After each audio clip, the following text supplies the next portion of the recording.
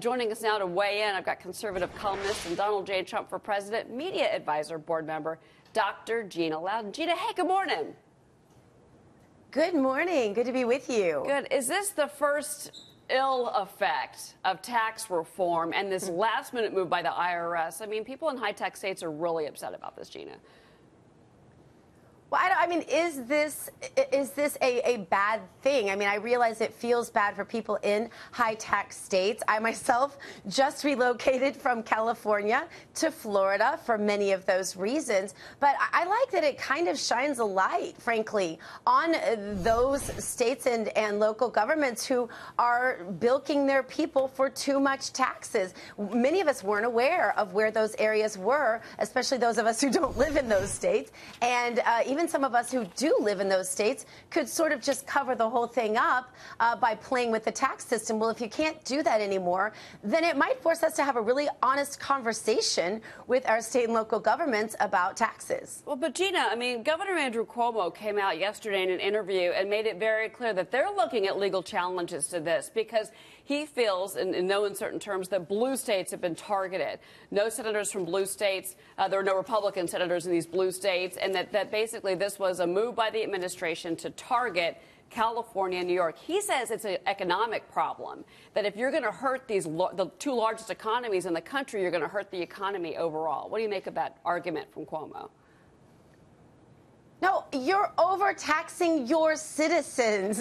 You know, California is one of those states where it's on record as being the hardest place in the entire country to accumulate wealth. The really wealthy people in California, we all know this, have their residences in other states that are lower tax. And so they're not even paying taxes in that state. So then the burden really does fall on the middle class and poorer people, the working people out there, to make up all those differences. And so here you have, governors scurrying to try to keep overtaxing their people. How about instead of that, just once, some of these states admit to the fact, gosh, maybe we haven't governed well. Maybe we overtax our people. Maybe we need to take another look at how we assess taxes on our citizens. I think that's the really honest approach here, not trying to play a shell game and blame someone else for what they've done.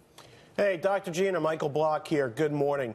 Look, everyone wants lower taxes. Fact of the matter is, in some of these blue states, there is a lot of need. And, if you talk about cutting those taxes, saying give the taxpayers a break, you may be looking at some bigger deficits. But forget about that for a second.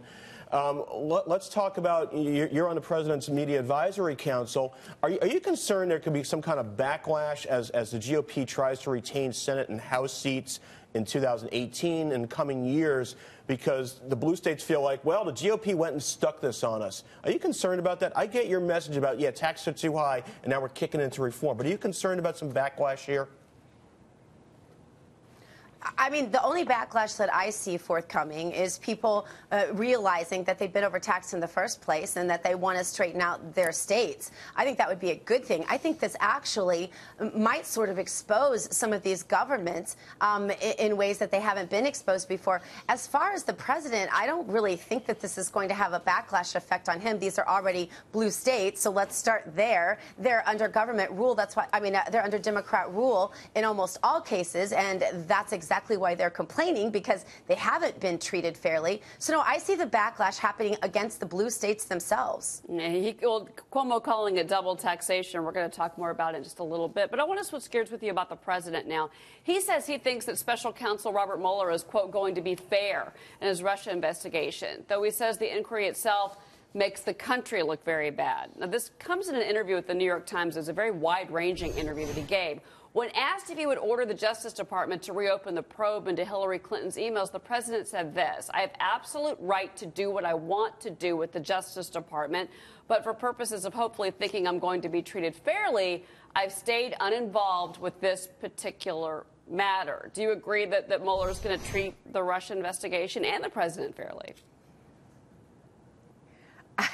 I don't know about that, but I appreciate the president's confidence, and I appreciate the president letting the system play itself out. We've already seen that most of this investigation has actually led to most of the accusers in the first place, right? And so I can see why the president would feel confident in this. But the thing that's interesting to me here, with my background in psychology is if you watch the president from the very beginning of this investigation, the psychology, if you were looking for gaps, for example, in his emotional reaction or things that might indicate that there was any sort of a guilty conscience here, we just haven't seen that. Right. This is the psychology of an innocent person who has all confidence that when the truth is exposed, it's going to work in his favor. We've seen that from the beginning with him, this sort of calm reflection, and I think that's what we're seeing now. We'll see what happens. Real quick, I want to get to something that's crucial here. The president's comments come. You've got House Intelligence Committee Chair Devin Nunes. He is blasting the Justice Department and the FBI for failure to fully produce documents related to that anti-Trump dossier from that British intelligence officer. Nunes added in a letter, Fox News obtained this letter. It said, quote, at this point, it seems the DOJ and the FBI need to be investigating themselves. I want to ask you about this. Gina and Amy is with me as well on set. But do you agree that the FBI and the DOJ need to look back at their internal processes after what's happened with this dossier and the fact that they can't get their hands on more details? I think most of America would agree with that statement, and I'm really glad that we are starting to investigate some of the, let's call it swampiness, but, you know, they've managed to throw up roadblocks where they can. The investigation has not proceeded the way it should on this, and if you hold this up to the sort of rabid investigations that have taken place when it is against the president and his administration, I think that could be very informative for people who are just looking for the truth to be found in this. So absolutely, I agree. Dr. Gina, this is Amy Holmes here. Following up on your point, over at Rasmussen Reports, we have found that nearly half of voters believe that there was an illegal effort to deny President Trump the presidency this last year. So from your perspective, do you think voters can have confidence in whatever are the results of this investigation, particularly what we've learned about these lead attorneys and investigators on Mueller's team seeming to have some pretty deep biases against the president, and as we found through some of their messages, for Hillary Clinton?